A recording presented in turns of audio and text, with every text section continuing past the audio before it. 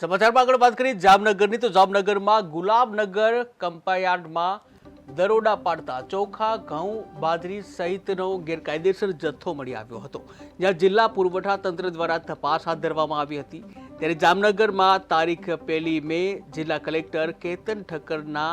માર્ગદર્શન હેઠળ મામલતદાર, જામનગર શહેર અને જિલ્લા પુરવઠા કચેરીની ટીમે ગુલાબનગર હાપા રોડ ઓવરબ્રિજ પાસેના ડમ્પયાર્ડ પાછળ આવેલ મંદિરના ખુલ્લા મેદાનમાં દરોડા પાડ્યા હતા।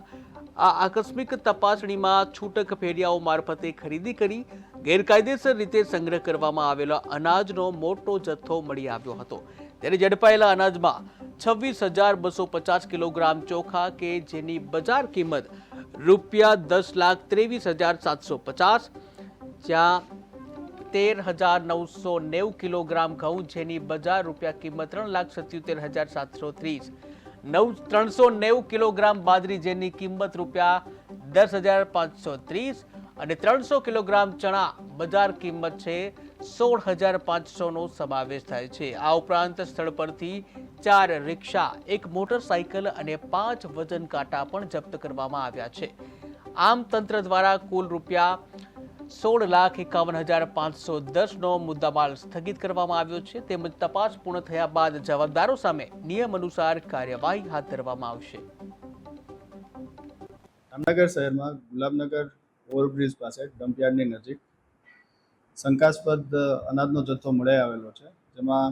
ઘઉં જે છે એ 13,990 કિલોગ્રામ, ચોખા 26,250 કિલોગ્રામ, ચણા 300 કિલોગ્રામ,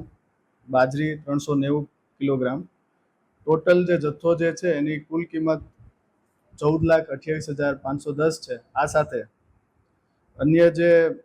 એક હોન્ડા પકડાણી છે અને 3 રિક્ષા જે છે એ થઈ અને બીજા જે ત્યાં વજન કાંટા પકડાયેલા હતા, ટોટલ જે જથ્થો જે જપ્ત કરેલો છે એ 16,51,510 રૂપિયાનો કિંમતનો જથ્થો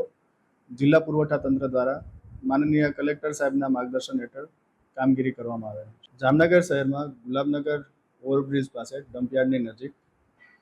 શંકાસ્પદ અનાજનો જથ્થો મળી આવેલો છે, જેમાં ઘઉં જે છે એ 13,990 કિલોગ્રામ, ચોખા